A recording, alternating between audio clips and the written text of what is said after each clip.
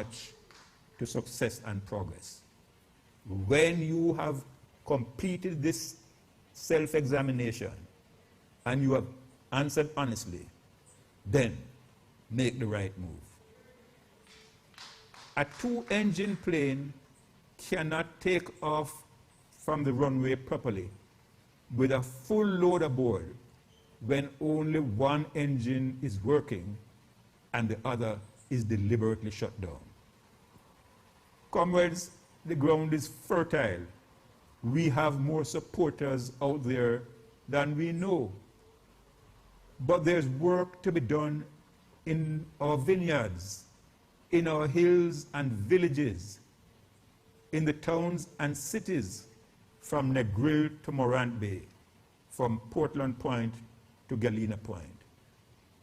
Electoral history establishes that no party can beat the PNP once we are united from top to bottom.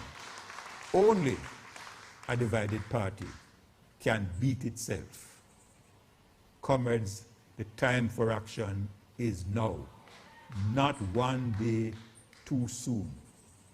Time to return to recruit the younger generation to our party, which has always been the catalyst for positive change and hope for the next generation. Time to cease hostilities, renew that sense of trust and instill hope. Time to fulfill our sacred mission, a better Jamaica, not only for the few, but a brighter Jamaica for all. Our skipper Mark Golding, party leader, the time has come for you to declare all hands aboard. Mine, even at this stage of life, will always be ready to do whatever I can. Comrades, once again, the trumpet has sounded. Let us all answer the call. PNP strong. PNP strong.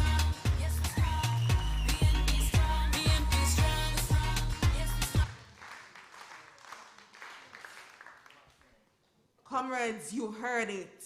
The man has spoken. Time come for PNP unite and take it to Jamaica. Comrades, I want you to turn your attention to the screen where we'll hear from the consummate woman. We'll hear from a woman who is a stepping razor.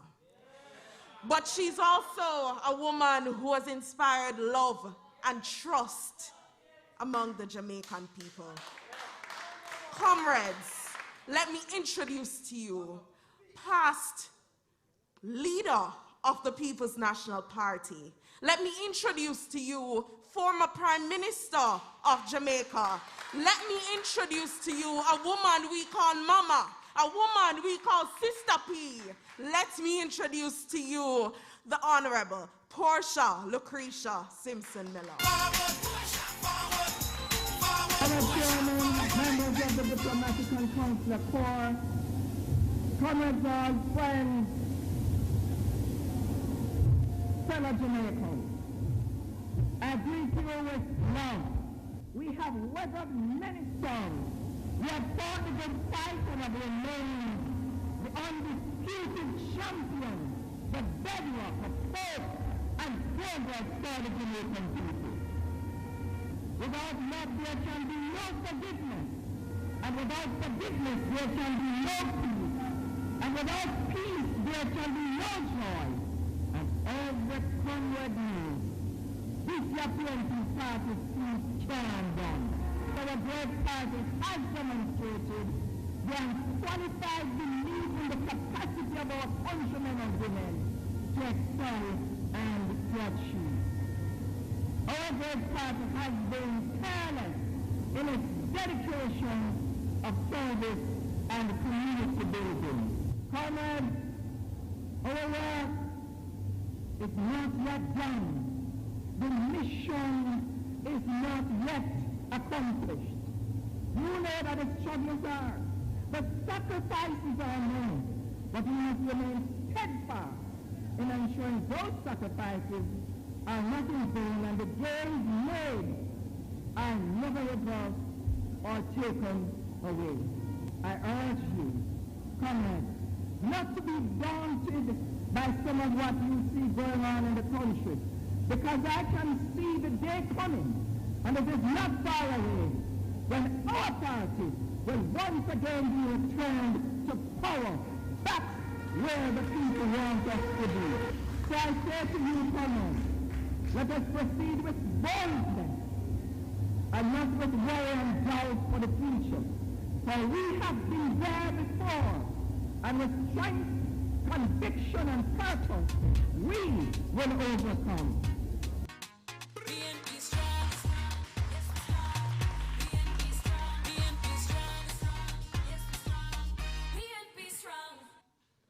Comrades all, the next speaker you will hear is the immediate past president of the People's National Party, a man whose track record is unquestionable. If at the end of my stint in politics I can boast of 20% of what he has done, I would have done well for this country. He's known as Mr. Fix-It for his work through several ministries. I used to think that this man can be placed anywhere and he will perform. He is the person that is responsible for giving us the youngest senator in the history of this country. He is the person that is responsible for giving us gender equality in the Senate of this country. He is the person who is responsible for fixing the economy of this country. Let's put our hands together and make welcome the former leader of the People's National Party, Dr. Peter David Phillips. But I'm so solid as a rock, they just can't stop me now. Even when they set their traps, they just can't stop me. Comrade Chairman, President of the party, officers of the party, members of parliament, senators, caretakers, councillors, councillor caretakers, delegates, comrades, and friends. I can't tell you how pleased I was to receive the president of the party and the general secretary earlier this week and to accept their invitation to address this 83rd conference of the People's National Party. I am in the pavilion, it is true, but I'm also acutely aware that we are facing a difficult time as a country and as a party, and that this is a time for all comrades, for all who mean the People's National Party well, to answer the sound of the trumpet. And so I am pleased to be here. This is the 83rd annual conference of the People's National Party. And without a doubt, this is perhaps the most difficult conference that has been staged by the People's National Party. It's not possible, for example, for us to meet face to face. We are in the second year of the COVID-19 pandemic, which has ravaged the country. Everyone is affected. All of us can recall friends, loved ones, family members in many instances who have died in the course of this terrible disease that has spread across the country and across the world. Many of us have suffered the shock of losing loved ones in our families. Political activity has had to be scaled down, and the country has paid a tremendous price because of this disease. The economy has been ravaged.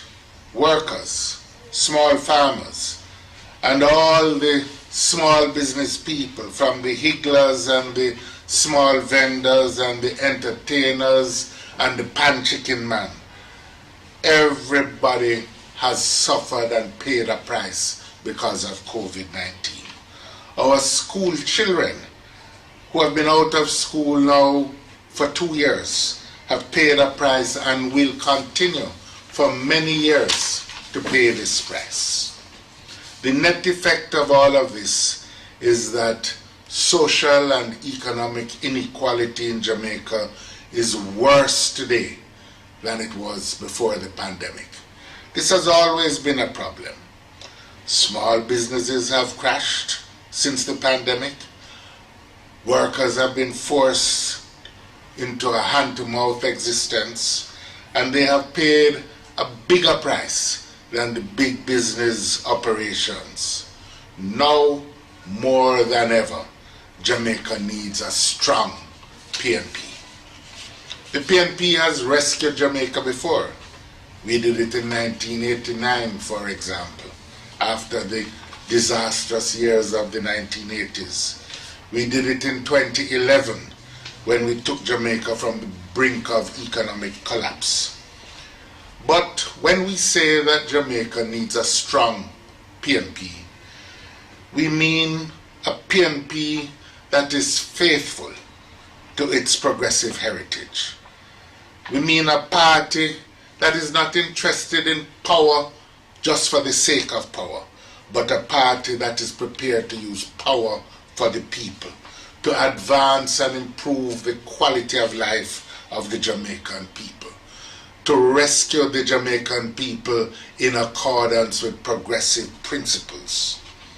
Jamaica has had a long history of social and economic inequality, and it needs now a PNP to be the leading voice, as it has been in years in the past, the leading voice of progressive politics in Jamaica. We need a PNP committed to the upliftment of the poor and the improvement of the lot of the middle classes, our nurses, our policemen and women, our civil servants, our teachers, all of whom, along with many others, are now struggling on the margins of survival.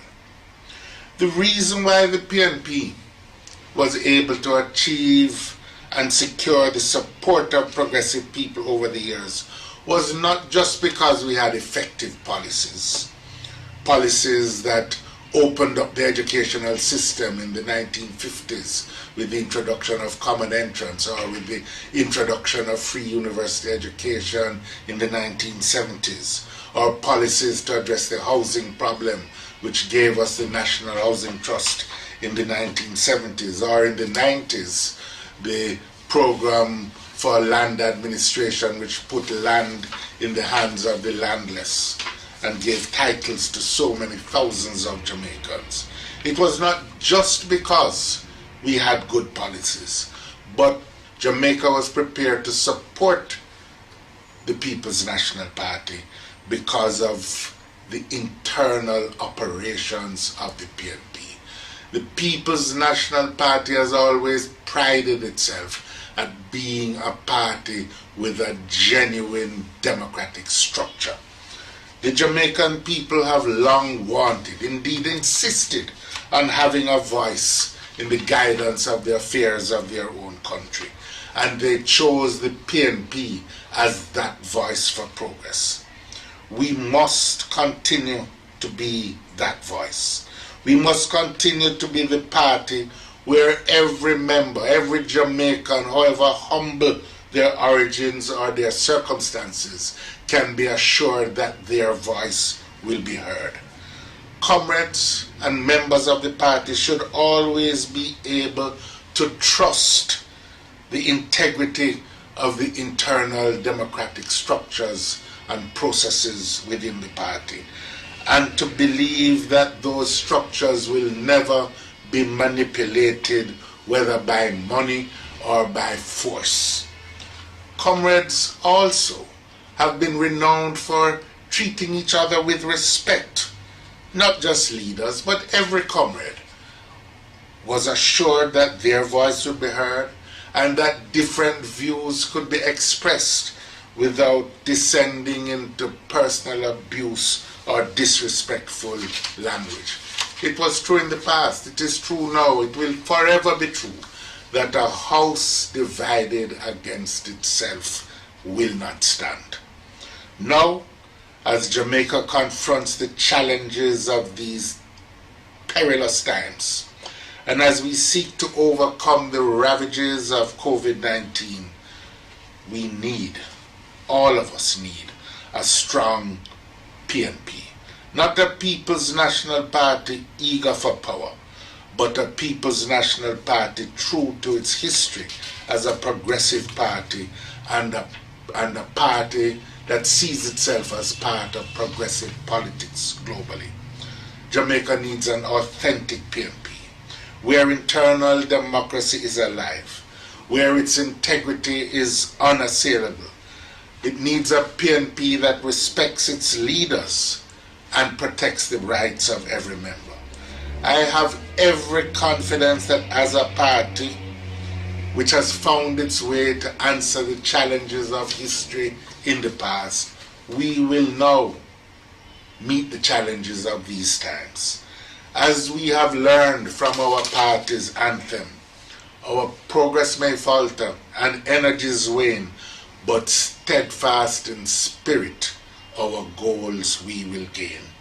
May God grant the president of the party, the officers and members of the People's National Party the wisdom, the forbearance, the patience as they help to guide our country through these difficult times. And may they have success in creating a PNP strong and equal to the challenges of these times. God bless you all. PNP strong, yes, strong. Thank you very much, comrades. Let's hear it for former party leader P.J. Patterson.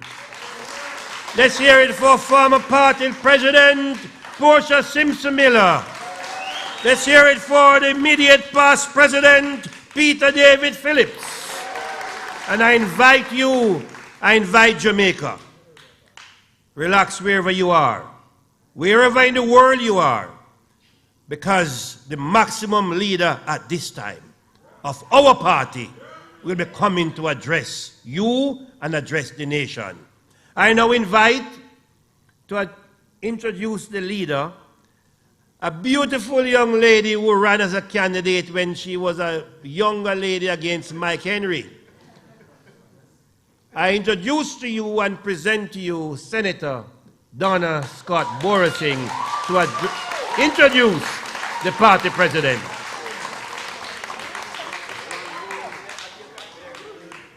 Comrades, you hear the name that he called me? Comrade Donna Scott Borising.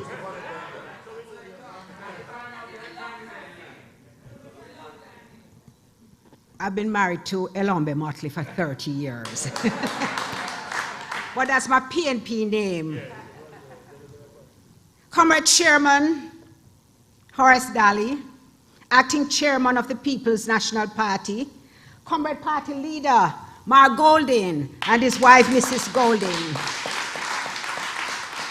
General Secretary Comrade Dr. Dayton Campbell, the Vice Presidents, Comrades Azan, Comrade Scott, Comrade Kelly, Comrade Hales, and the woman who is holding them all up, our Treasurer, Comrade Keisha Anderson, my brother, Comrade Skeffrey, distinguished comrades all, everybody in this room, the officers of the arms and the affiliates. The word is love. I want to welcome the members of the public, the comrades of the diaspora, and especially you who cannot be here today, the delegates, the workers, and the supporters of the People's National Party. Today we meet in an unusual way. We are gathered in our multitudes to celebrate with our party, but we cannot touch.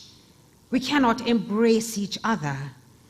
We will not hear the trumpets sounding and the vuvuzelas welcoming our leader. But wherever we are united by our love in service of our party, the People's National Party. I am here today a proud comrade, privileged to introduce Mark Golding, the president of the People's National Party, at the very first annual conference that he will address. And when I tell you about Mark Golding, you will get a sense of why he's on this stage today. Born on July 19, 1965, to parents Sir John Golding and Lady Patricia Golding, Mark Golding began his formal education in Jamaica. He attended Mona Prep, like so many of our students. He attended Campion College, and then he moved to the United Kingdom to complete his secondary education. He then went on to read for a Bachelor's of Laws degree at Oxford University, where, not surprisingly, he graduated with first-class honors. Mark returned to Jamaica in 1987 to attend the Norman Manley Law School, and he was called to the bar in 1990, receiving the award for the most outstanding student of the class of 1999.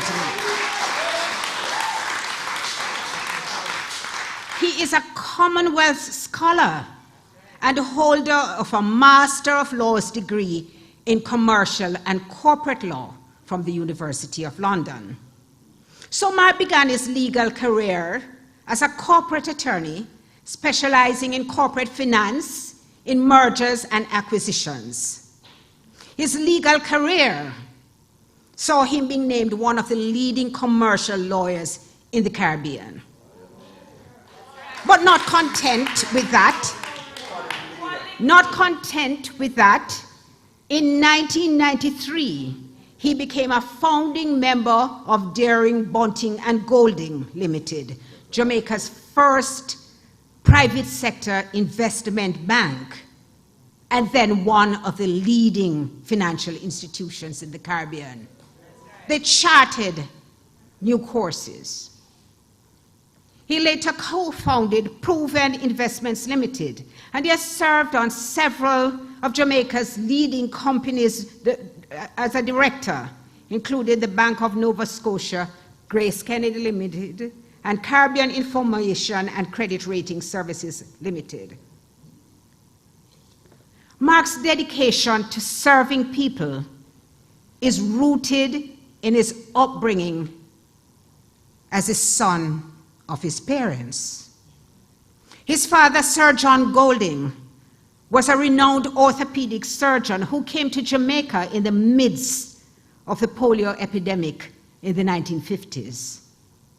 Now, everybody knows about the work that Sir John Golding did.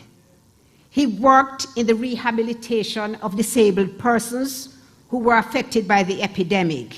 He established the Hope Valley Experimental School, the Hospice Home Care and Pain Care Center, and many of our comrades and the people of Jamaica still go to Fish Center. He later went on to establish the Sir John Golding Rehabilitation Center and the Mona Rehabilitation Foundation with the help of his wife, by his side, Lady Golding. It is not surprising then that Mark was inspired to carry on that legacy of service. And so in 2006, he joined the People's National Party. He was first appointed to the Senate by then party president and leader of the opposition, the Honorable Portia Simpson Miller, and what a joy it was to see her. After his appointment to the Senate in 2007, Mark served as Minister of Justice from 2012 until 2016, where he chaired the Legislation Committee of Cabinet. And I can tell you, reports are that he was a hard taskmaster. But under his stewardship, significant reforms to improve Jamaica's justice system were achieved, and 121 acts of parliament were passed, including Comrade Price, the landmark decriminalization of ganja, for which he has been internationally recognized and for which the masses of Jamaica will always express their gratitude. It was very clear to me that Mark Golding enjoyed his service as Minister of Justice. What was equally clear was that he was not enamored by representational politics. Persuaded by those who were convinced that he had a larger role to play in the politics of the country, he, the reluctant groom, ran in South St. Andrew when Member of Parliament Omar Davies resigned and a by-election was held in 2017. He became the Member of Parliament for South St. Andrew. Interestingly, that is where, in a way, our political lives intertwined. Mark had been the leader of opposition business in the Senate and spokesperson for justice, and when he became a member of the Lower House, I took his seat in the Senate and became the leader of opposition business in the Senate and spokesperson for justice. And I will tell all of you comrades, and I will tell Jamaica, I could not have asked for more support than he gave me. He was always guiding and assisting me. By the way, he doesn't really sleep, because you'll send him a WhatsApp intending that he'll read it in the morning and get a response right away. But the aspect of this leader which fascinates me the most, being tone deaf, is his passion for music. Unbeknownst to many, Mark was a musician throughout his time at Oxford University and was a co-owner of a music label in 1990. And who recalls seeing him with that little plastic container beating out a rhythm and singing? Who recalls that? And who remembers his dub plate that he launched during the election campaign? And now, here in 2021, Mark has moved from reluctant groom to passionate party leader.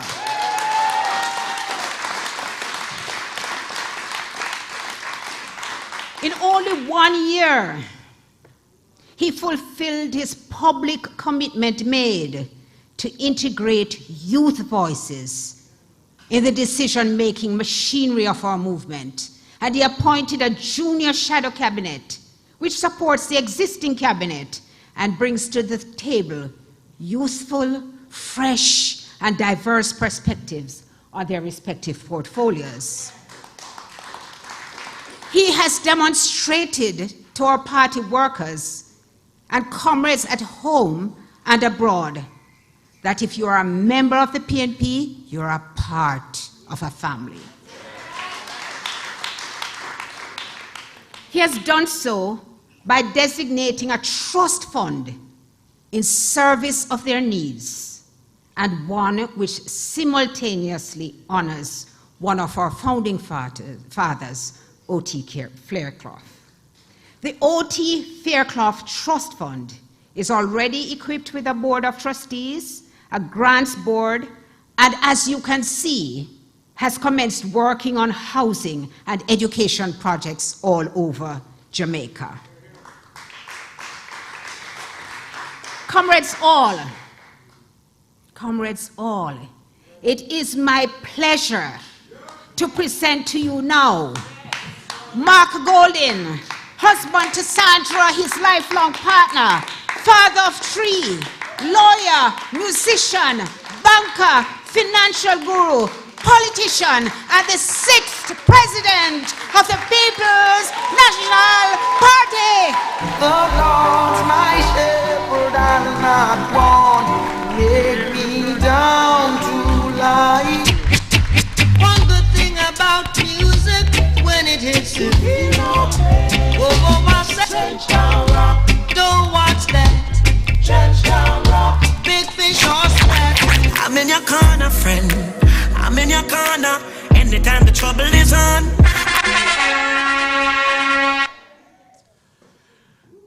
Comrade Chairman, Acting Chairman of the party, Horace Daly,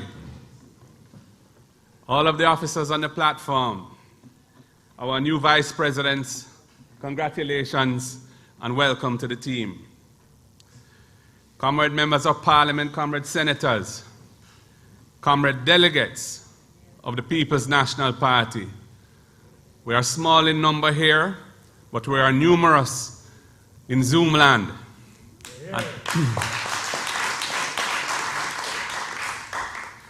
And of course, members of the media and viewers watching at home. This weekend, our party has come together in a virtual space for our annual conference for the first time. And I just want to congratulate the Secretariat and the team that has put together this conference. It has not been an easy task, and it has been a very different experience to what we're accustomed to. But I believe it has been a very fulfilling and successful conference. A lot of important business was conducted, and I believe all of the comrades who participated felt that it was an exercise well worth doing, and I thank everybody who participated. We join in conference at a time when Jamaica is in crisis. After inheriting an economy in 2016 that was on a growth trajectory, with unemployment and poverty both showing steady improvement, the Jamaica Labour Party government failed dismally in delivering the promised 5 in 4 growth target. And indeed, in the last year leading into the COVID pandemic, the last normal year, 2019 to 20 fiscal year, Jamaica showed no growth whatsoever. Violent crime continues to get worse with each passing year. Murders this year are 10% over the same period last year, despite nightly curfews and frequent no-movement days, like today and indeed tomorrow. Far from Prime Minister Holness delivering on his promise that we would be able to sleep with our windows and doors open, people are afraid to leave even their keyhole open. Fear stalks the land, with one terrible incident flowing after another. Children are being shot dead in their sleep in their beds and abducted. Women, frequently the victims of murder, and there is no hope in sight. This government has no strategy for bringing this situation under control and reversing the trend. The cost of living has also exploded in the past year. Basic food items have increased way more than the published inflation rate. Indeed, when I compared the pricing of a list of basic items from a leading wholesaler in April and again in August this year, the overall increase was 15% in less than 6 months. The Jamaican dollar is like a bouncing ball going down a hill, manipulated by the major financial intermediaries to shore up their balance sheets, but steadily trending in the wrong direction. On the other hand, wages have been stagnant, and many people have had their incomes reduced due to layoffs and business failures. People are hungry. We have been calling for over a year for a program of regular distribution of support for vulnerable Jamaicans, but the government's response has been tardy and inadequate. In 2020, they did a single payment of $10,000 for the most vulnerable in the run-up to the early general elections that they called. The use of online applications meant that many in need could not access that benefit.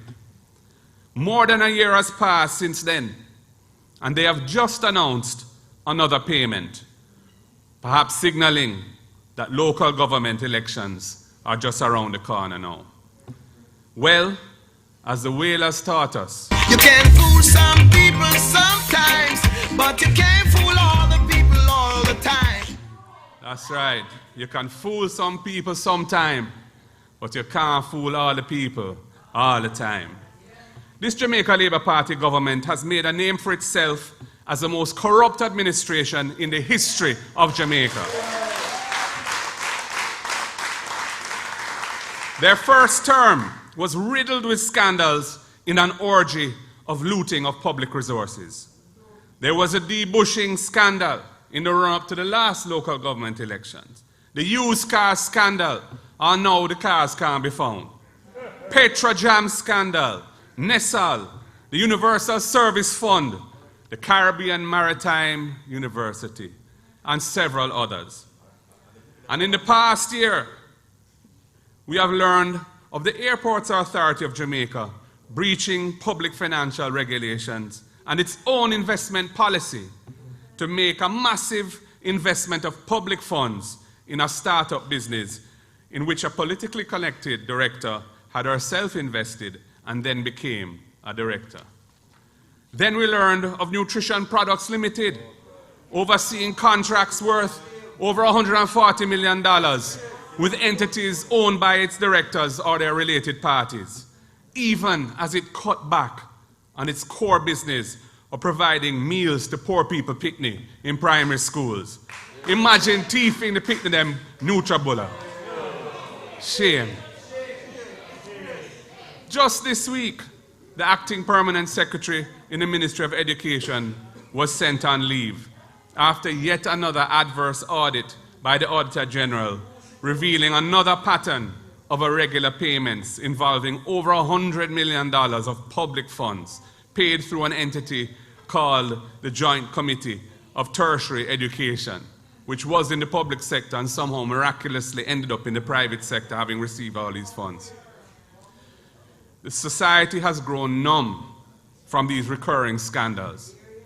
The agencies that were set up to enforce the anti-corruption laws are yet to show that they have what it takes to hold the looters accountable for their thievery. Across the world, the pandemic is exposing how vulnerable we are to shocks in global supply chains and the interconnected global economy. This is all happening amidst the worsening threat of climate change caused by greedy, short-sighted, and ultimately unsustainable global economic arrangements.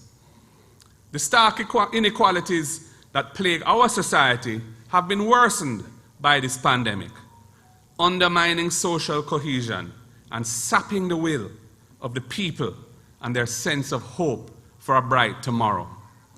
The Jamaican people want to see the People's National Party coming together to provide workable, effective solutions to these immense challenges. In other words, Jamaica needs PNP-STRONG. In the post-Cold War era, ideological clarity for progressive parties like ours became somewhat blurred, as we were forced to reassess our approach to economic strategy and recognize the importance of prudent fiscal management and debt sustainability right across the world that happened to progressive parties. In Jamaica, it was the PNP government of the Most Honorable Portia Simpson Miller, with Dr. Peter David Phillips as our finance minister, that finally embraced the national project of reckoning with Jamaica's long-standing burden of high public debt. The constraints of operating within the realities of the world's financial markets and globalization meant that the room for policy maneuver was restricted at that time. However, within 4 years, Jamaica was successfully placed on the path towards debt sustainability, and that was supported by legislative and institutional reforms to ensure that that remarkable achievement will not be derailed. The success of these reforms has meant that Once this country gets past the current economic shocks caused by the COVID pandemic, there will be greater opportunities once again for us in the PNP to assert our progressive identity through policies and programs that are true to our ideological roots and progressive orientation. We have laid the wicket, and the opportunities will come. At this early stage in the electoral cycle, we, being in opposition, have the opportunity to reflect deeply on who we are and what we stand for in the third decade of the 21st century. Many of us look back to the 1970s and the heyday of Michael Joshua Manley with great nostalgia for all the transformational achievements of that liberating period when Jamaica first really came into its own as an independent nation on the world stage. 50 years have passed since that era, and the world today is a very different place to what it was then. The Soviet Union is no longer. Economic power is rapidly shifting to the Far East with profound geopolitical implications. Communications and the flow of information, and indeed misinformation, have been transformed with the emergence of the internet and social media.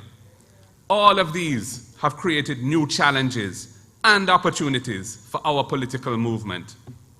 Michael Manley put it well when he said in the early 1990s, shortly after his retirement, and I quote, "The PNP will not serve a historical purpose if it is only a manager of that which is given.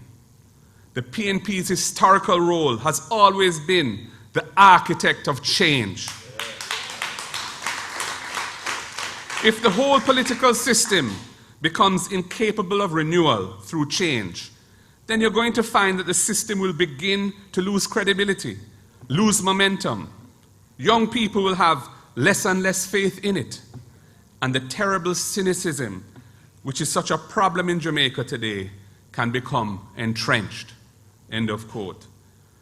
Comrades, friends, Jamaica has grown tired of the main political parties being mere sedate managers of a set of givens, administering over a political economy marred by corruption and failing to tackle the fundamental problems plaguing the society. They want to see new, bold, but practical ideas that can bring real change by tackling those fundamental problems head on. And that is what makes PNP strong. It is for this reason that the Policy and Vision Commission has been established under the able chairmanship of Professor Tony Bogues to lead the process by which the party revisits these fundamental questions and defines our contemporary answers to them. Professor Bogues put it well in a recent article, and I quote him, "As the party renews itself in this period, there is no social movement from which it can draw, yet it has to be bold. For this, it has deep intellectual, historical, and political resources. Those resources begin with the profound point of N.W. Manley that the party must place the interests of the masses above all else. Second, from Michael Manley, that the mass democratic political party is one whose political objective should be the transformation of Jamaican society. A kind of transformation in which the ordinary Jamaican will be a citizen who has dignity, education, and the resources so that he or she can make a life. A society in which class and color codes and where one resides does not block life chances. One in which the dignity of human life is sacred and human rights are deeply recognized." End of quote. Comrades and friends, the strength of our movement must be forged on a common purpose. Our collective commitment is to the empowerment and upliftment of all Jamaicans to create one Jamaica for all Jamaicans. That is what makes the PNP strong. The way in which the current Prime Minister's orders under the Disaster Risk Management Act have been enforced during the pandemic has deepened the general belief that there are in reality two Jamaicas, one for the wealthy, the powerful, and the politically connected, and the other for ordinary Jamaicans who face the full brunt of these arbitrary and sometimes oppressive laws. We have seen where people were fined $200,000 or face 30 days in jail for not wearing a mask or being outside their homes during curfew, while champagne birthday parties for political activists on no movement days carry no legal consequences. This kind of differential treatment undermines social cohesion. It breeds cynicism and resentment in the land. Our party's aspiration is to build a society which manifests the principles of equality and an unwavering pursuit of social justice. Our mission is to eliminate the structures of inequality and unfairness that we have inherited from our colonial past. And this is what makes the PNP strong. We must also draw strength from our commitment to utmost integrity in our management of the affairs and resources of the people. The deep cynicism about the political process in Jamaica needs to be countered. It is a real danger to our democratic way of life, providing fodder for those who would further an autocratic agenda. The PNP will be committed to making the anti-corruption laws and institutions of Jamaica, many of which were conceptualized and developed during our last administration, work effectively for good governance. The systems of accountability cannot exist only in theory. People must see them working so that they can believe that the rule of law applies to us all. That is what will make the PNP strong. Comrades and friends, we are a progressive party of the democratic left. Our policies and programs must be about tackling inequality and investing in our people so that they are empowered to hold their own and thrive in an competitive global economic environment. People must be the center of national development.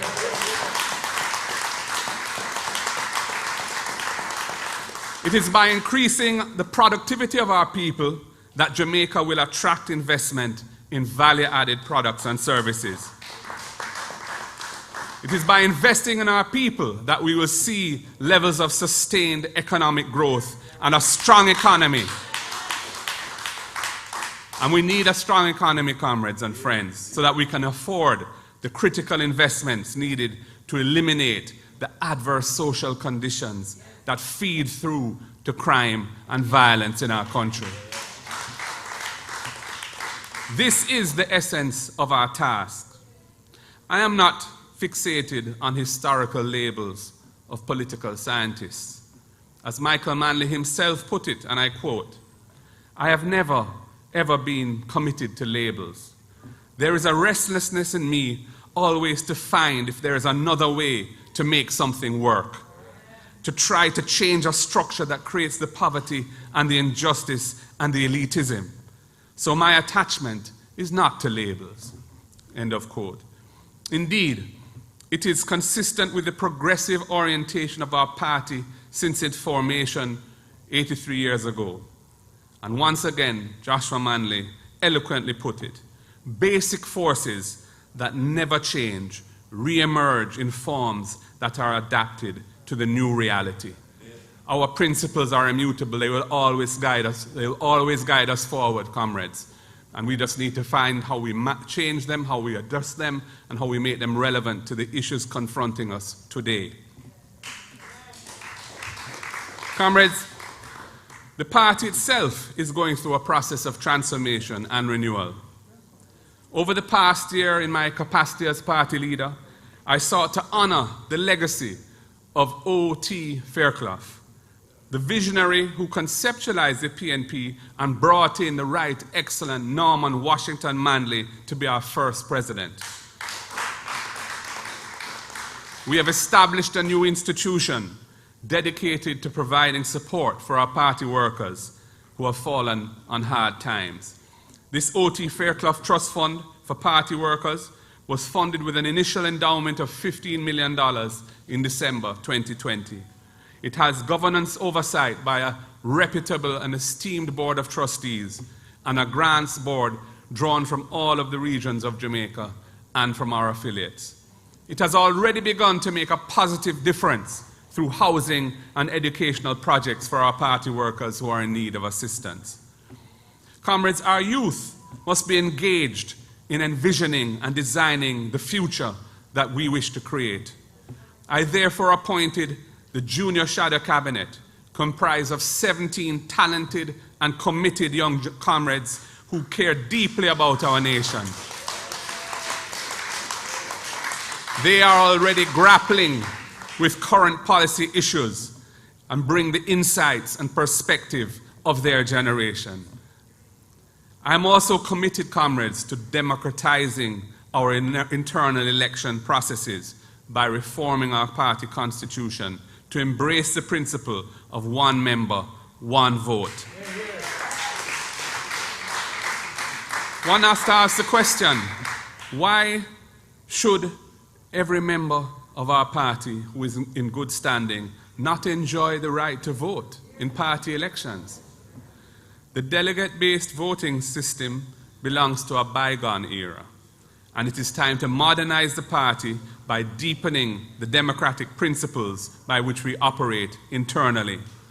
The Structures Review Commission has been working on this, and I'm pleased to say that Conference approved the resolution being sent to the regions for consideration so that it can be taken next year. Comrades, I will move to talking about COVID-19 and vaccination. The government earned accolades in the first half of 2020.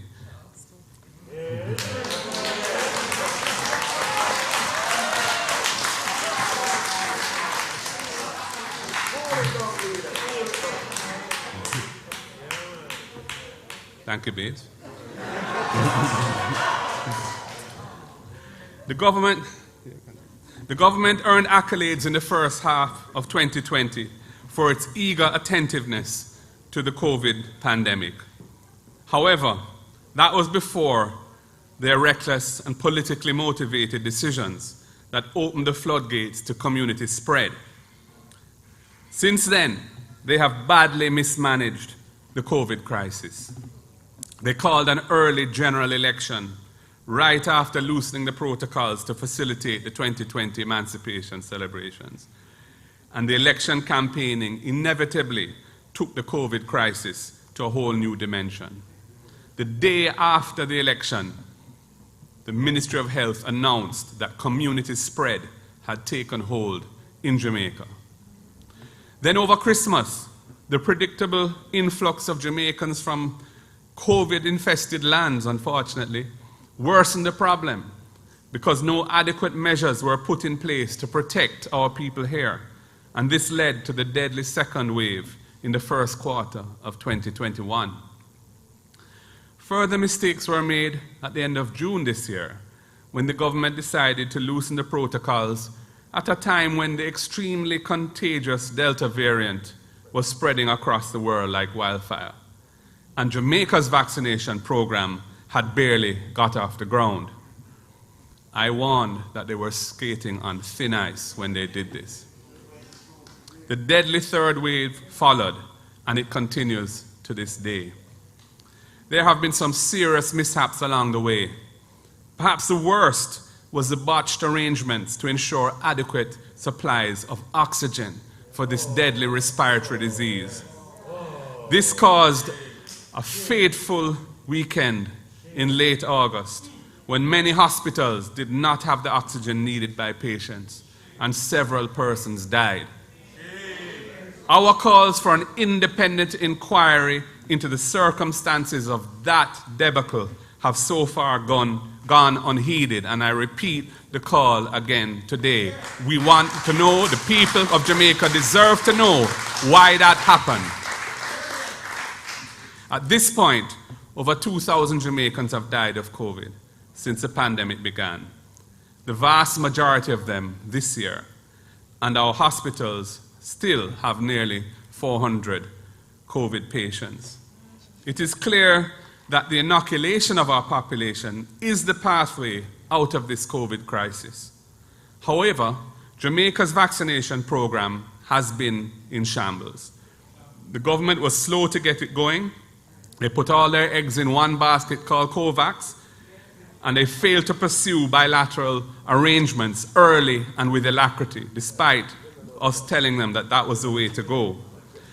That led to our CARICOM peers sourcing supplies before we did, and Jamaica is still close to last in the vaccination of our population. And when the vaccine started coming, the take-up has been disappointing, unfortunately.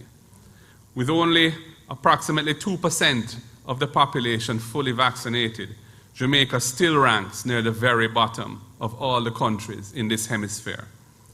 The distribution system is too limited.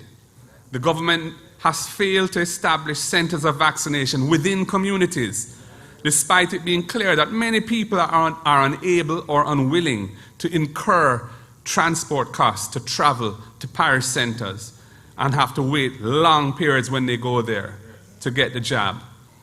Other obvious methods of distribution, for example, through the network of private doctors and pharmacists, have barely been tapped. There's a task force that has been appointed under the chairmanship of Gordon Shirley, and we hope that they will bring some more methodical thinking and better execution to the critical issue of vaccination. The use of the Pfizer vaccine, gifted to us by the US government, has itself been scandalous. It is the only vaccine approved for use in children under 12 years, children of 12 years and up. The public was originally told that it would be used to vaccinate those children so that face-to-face schooling could recommence once 65% of the children had been vaccinated. But then the government shifted policy, and adults were being given their first jabs with the Pfizer at various one-day blitzes, despite there being other available vaccines that adults could use and children could not. Only around 19% of the school children 12 years and up have been vaccinated. And then on September 14th, 2021, the health minister announced that the Pfizer had run out. So the situation is that school children are no longer being vaccinated, and thousands of adults have been unable to get their second jabs on the scheduled dates given to them by the Ministry of Health, with no word as to when the next shipment of Pfizer will get here. To add insult to injury, we discovered that despite the minister having told the public that the Pfizer had run out, in October this month, adults were still being given the Pfizer in community blitzes in his constituency and in other JLP-controlled divisions. The Prime Minister, on his vaccination tour, while the opposition has been excluded from the process. The politicization of the national vaccination program is the last thing that Jamaica needs. It should be a national effort with all hands on deck. We remain willing and open to play our part. We endorse that vaccination is important to getting this country through the crisis that we are in. I am vaccinated, my family is vaccinated, our parliamentarians are vaccinated, and I have encouraged many people to get vaccinated. However, I do not think that, as a practical matter, the government can force adults to take the vaccine. When a large portion of the population is reluctant or even outright against being vaccinated, many people still fear and distrust the vaccines. And trying to force these people to take them is just impractical at this point. and it would only fuel serious tensions in the society. Furthermore, in the absence of a properly managed distribution program and serious limitations on access to vaccines, mandatory vaccination is unworkable. How can the government mandate the taking of a vaccine that is not readily available and accessible to many Jamaicans? Other countries have achieved high levels of vaccination through making it very accessible and backing that up with solid information to educate their people about it. And that's what should be happening here. Jamaica needs a powerful PR campaign that clearly explains in a balanced and credible way the clear benefits of vaccination, while at the same time addressing the relatively rare risks involved. It must be balanced, and counters those false arguments that are based on the misinformation that is so pervasive across the internet. We also think that incentives should be provided to encourage persons to take the vaccine, and these benefits should be provided immediately upon being vaccinated, with a minimum of bureaucracy. We have to turn the tide on vaccination, and the way to go is to incentivize people to take it and educate them so they understand what's at stake. A voucher redeemable for food items would serve a dual purpose of bringing up the vaccination numbers and also providing relief for families that are struggling to survive in the harsh economic climate. As regards the workplace, our view is that employers, both in the public and private sectors, should follow the vaccination protocol that has already been cooperatively developed by the employer groups and the trade union movement. It requires an assessment of the risks involved from the circumstances of each employee's place in the particular enterprise. It also requires due process in how the matter is dealt with at the workplace. And then it provides a fair and balanced pathway to requiring vaccination in those situations where it is necessary to do so, after the employee's views have been duly considered. That is a dignified way of ensuring that people get vaccinated who have to get vaccinated. Comrades, in the execution of our mission to tackle head-on the most fundamental challenges facing the Jamaican people, there are some policy areas that will be the focus of the next PNP government, and I want to speak to a few of those. Education. The Jamaican school system is failing too many of our children, and that was prior to the pandemic, and the pandemic has just made it much, much worse. A minority of secondary schools deliver good outcomes for most of their students, while a majority of students from other schools end up leaving without the basic minimum 5 CSEC subjects, and many of them end up with none. The truth is that many of our underperforming secondary schools receive intakes of students from the primary level who have not achieved the basic competence of maths, English, and critical thinking. The causes of this low level of educational performance should be resolved at the early childhood and primary levels. There is no reason why all primary school students should not achieve basic competence in maths, English, and critical thinking by the time they move to secondary school. The People's National Party will make a sustained investment in early childhood development, supported by a comprehensive policy to address the broader needs of children from birth onwards.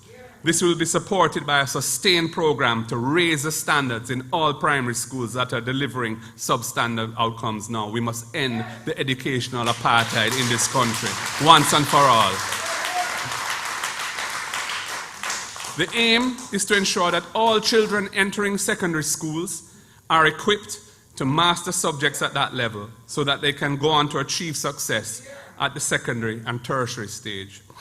We will bring an end to the educational apartheid that contributes to the intergenerational poverty in this country. That is why PNP is strong. Tertiary education is a vital pathway to social mobility. We need to make it as affordable as possible for students from low-income households. The next PNP government will reconfigure the loan structure used by the Student Loan Bureau so as to cap monthly payments at 15% of monthly income to ensure that it is manageable for our young university graduates. I repeat that point. The next PNP government will reconfigure the loan structure used by the Student Loan Bureau so as to cap monthly payments at 15% of the borrower's monthly income to ensure that it is manageable for young tertiary graduates. The state and not the student should bear the risk of employment creation. So we will provide a payment moratorium for students who are seeking work. And we will abolish altogether the requirement of finding a guarantor to access student loans. That is why PNP Strong.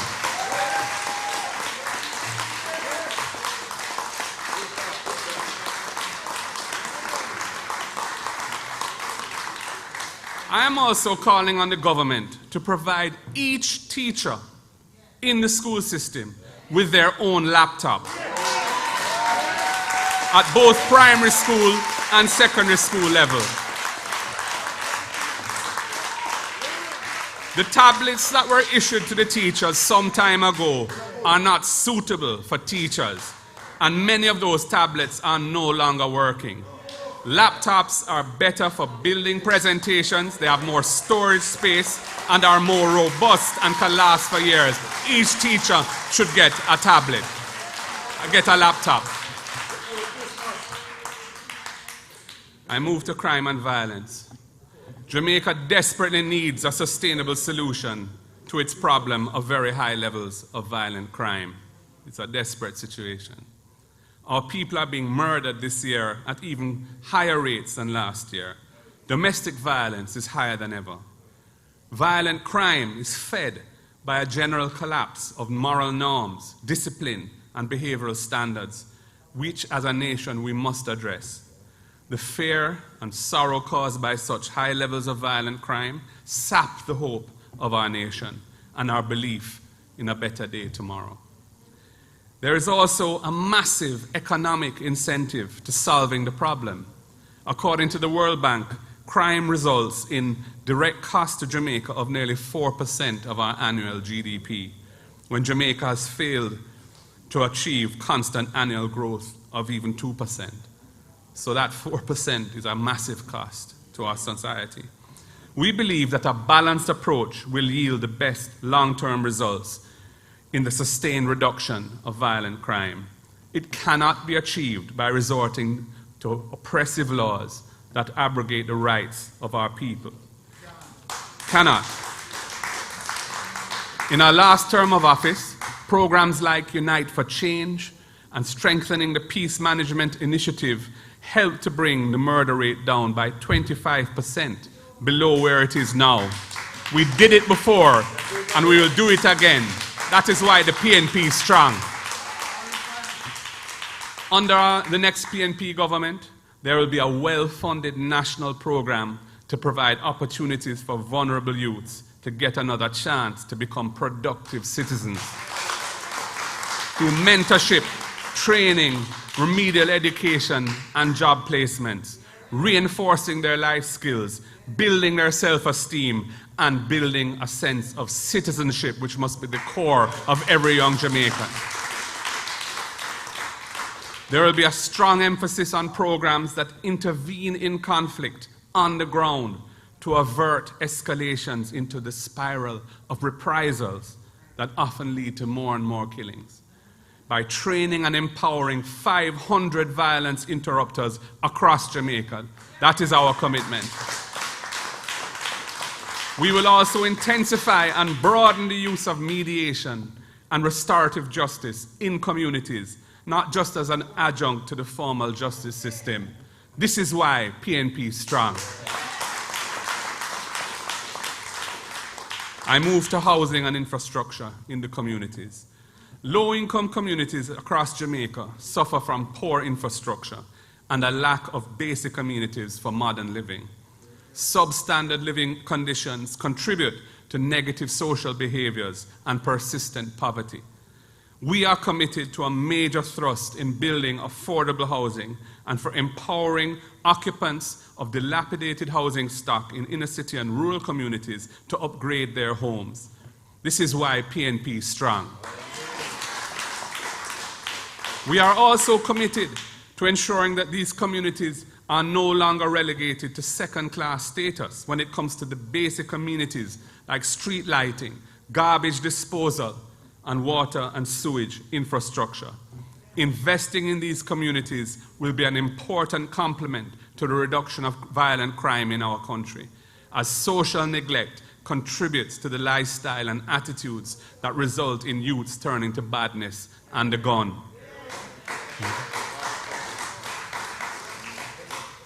I move to agriculture and rural development. This pandemic has shown that we need to diversify the Jamaican economy so that we're not overly exposed to any one industry. Agriculture and the rural economy need to become priorities in our economic development plans.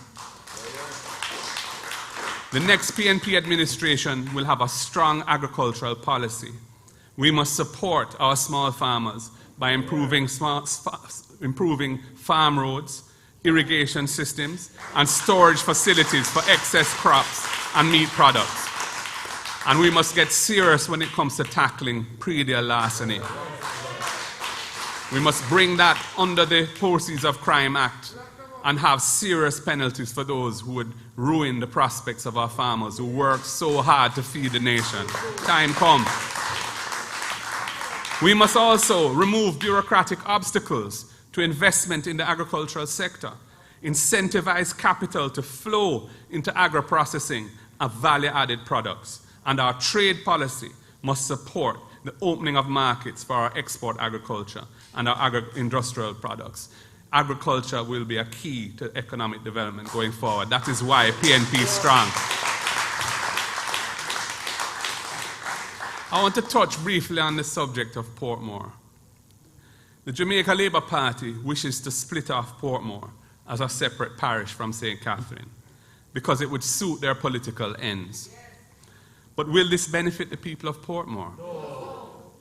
The people of Portmore now have the benefit of it being Jamaica's only city municipality, which gives them the legal right to directly elect their own mayor, a right that does not apply to any other parish. Why would we want to deprive them of that right? Furthermore, Portmore does not have many of the facilities and amenities that parishes have, including parish courts, a hospital, a market, a cemetery. Yet the government is rushing to make Portmore a parish without any of those things in place. Why does the Jamaica Labour Party want to make Portmore the only parish without those facilities?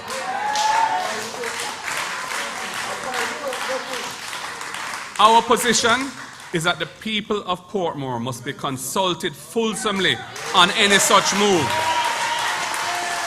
Farming over plastic, investment over graphic, inheritance for me seeds, me alright, and ultimately, the decision of whether or not to go that route must be theirs via a referendum.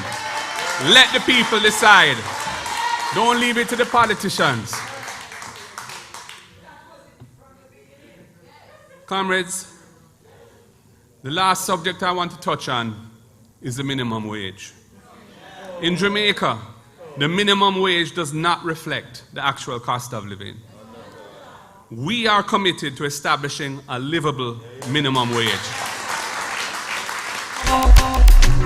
Little bit of money, yeah. Little bit of money, yeah. So that people who are gainfully employed are able to feed and look after their families. The next PNP administration commits to annual increases in the minimum wage to keep a pace with the cost of living. We will protect our workers. And with the increases of cost of living recently, and basic food items in particular, minimum wage workers have been waiting too long for an increase. Several years ago, Audley Shaw promised a minimum wage of $12,000, but failed to keep that promise. I am calling on this government to move the current minimum wage to $12,000 and repair that broken promise that was made to the Jamaican people.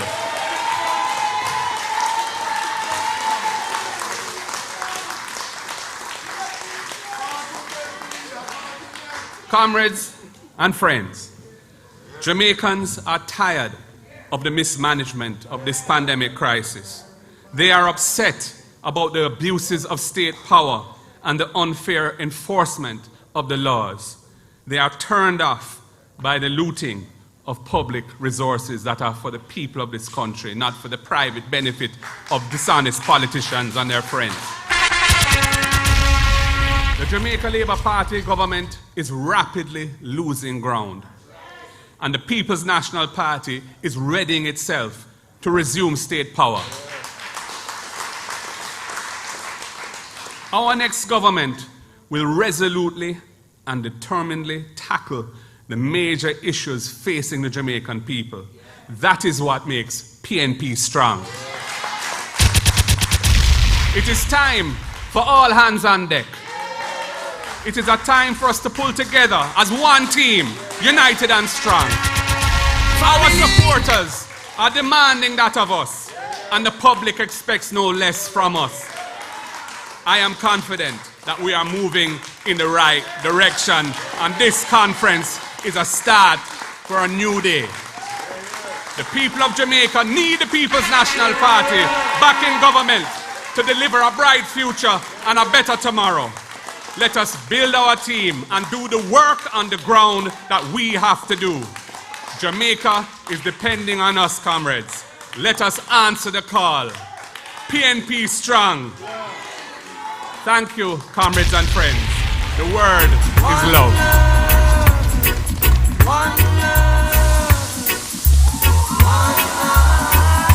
Let's get together and feel alright.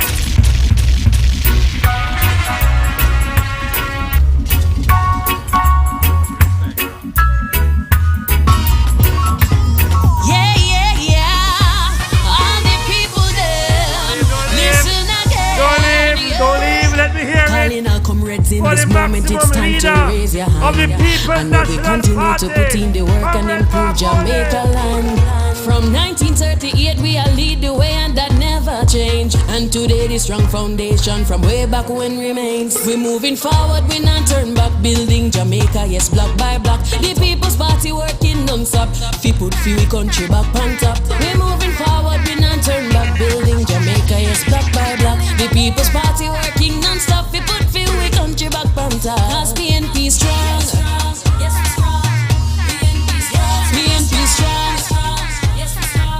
So come make we make Jamaica strong. To the thousands who were on YouTube So come make we make and Jamaica the hundreds who were on Zoom, our delegates. To all those comrades who have been watching all around the world, the PNP is ready to rescue Jamaica. The PNP is strong. And so, as I close formally on the resolution to be moved by Comrade Region 4,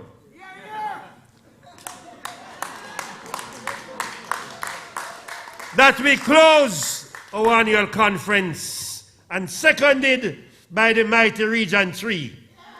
I now invite and thank you, comrades, for attending, for your discipline, your attention, your commitment, and your sacrifice to come out and to be where you are on the 83rd anniversary, 83rd conference of the People's National Party.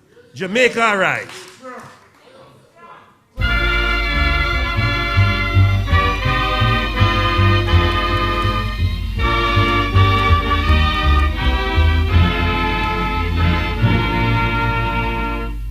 The trumpet has sounded, my countrymen all, so awake from your slumber and answer the call. The torch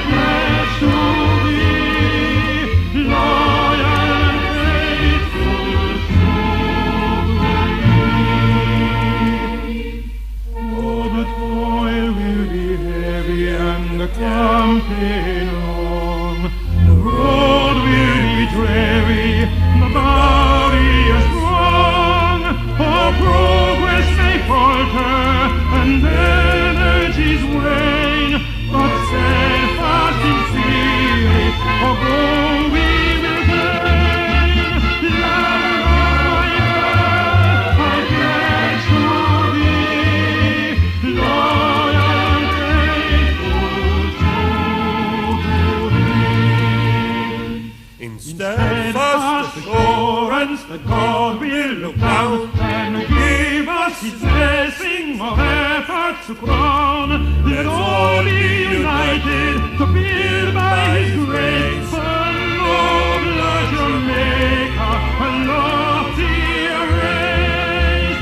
Land of my birth, I pledge to thee, loyal and faithful, true to thee. Thank you very much, comrades. 3 cheers for the People's National Party. Hip, hip, hip. Hip, hip, hip. Hip, hip, hip. To the Secretariat. Calling our comrades in this moment. One second. To the Secretariat, to the social team, to the comms team, and the technical team. We are eternally grateful to you for your effort, your dedication, and your commitment to this party. Thank you very much for what we have been able to achieve in the last 2 days with all the challenges. A round of applause for the team behind the scenes. Music man, the floor is Calling yours. our comrades in this moment, it's time to raise your hand.